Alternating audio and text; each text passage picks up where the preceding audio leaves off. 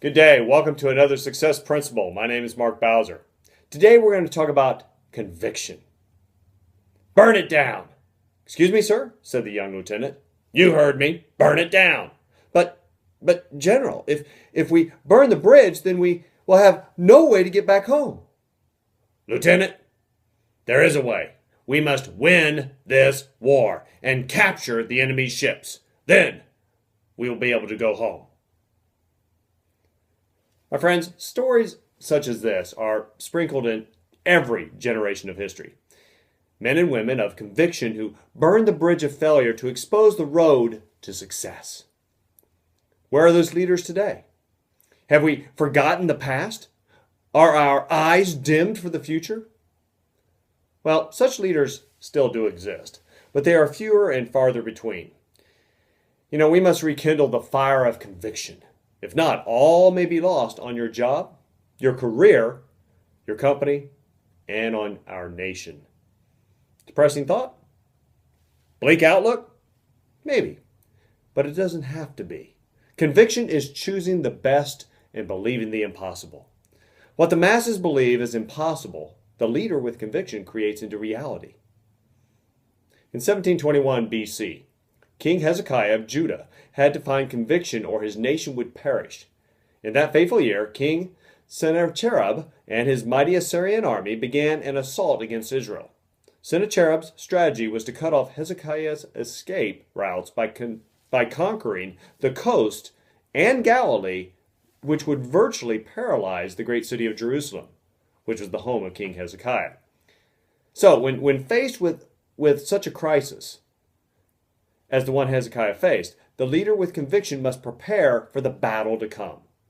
Let's take a look at what King Hezekiah chose to do and see how it may be the answer to the business or life situation we may find ourselves today. 1. Decide that it is possible. King Hezekiah believed that there was a way to defend his kingdom. There must be. So he believed it and he looked for it. We must do the same thing in our lives. I don't know what you are facing today. It may be a business challenge in a very tough economy. It may be a personal crisis that threatens to tear you down. Whatever it is, there is an answer. In some cases, there may be multiple answers. The key is to believe it is possible and look for that answer. 2. Gather your cabinet.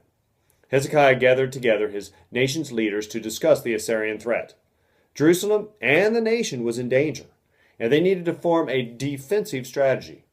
When faced with a crisis, bring your inner circle together. Every leader needs an inner circle, a group of leaders and friends whom you trust and can trust their insight and wisdom. 3. Form your strategy and take action.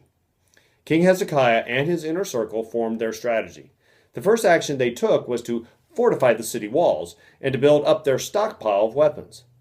However, they knew their most vulnerable spot was their water supply. If the enemy could cut off their water supply, Jerusalem would fall in quick order, and with it, so the nation. Jerusalem's only source of water came from a spring at the bottom of a hill. And here is the clincher. Outside the protected walls of the city. That's where it was. So how could they keep it safe? How could they get to this life-saving substance once the attack began? Well, it was decided that they would have to dig a tunnel from inside the city walls through solid rock to the spring. But would there be time? The Assyrian army was advancing quickly. There was no way they would finish on time. Or was there? Hezekiah quickly formed 2 work crews. One would begin digging from inside the city walls. The other crew would start outside the walls down at the spring itself. How could they snake their way through 1,700 feet of solid rock to meet in the middle? They had no modern technology to lean on. It seemed virtually impossible. One morning, as the Assyrians were closing in on the city, one of the work crews heard something. Could it be? Was it? It was. The 2 work crews met in the middle, only 1 foot apart. Impossible, you say?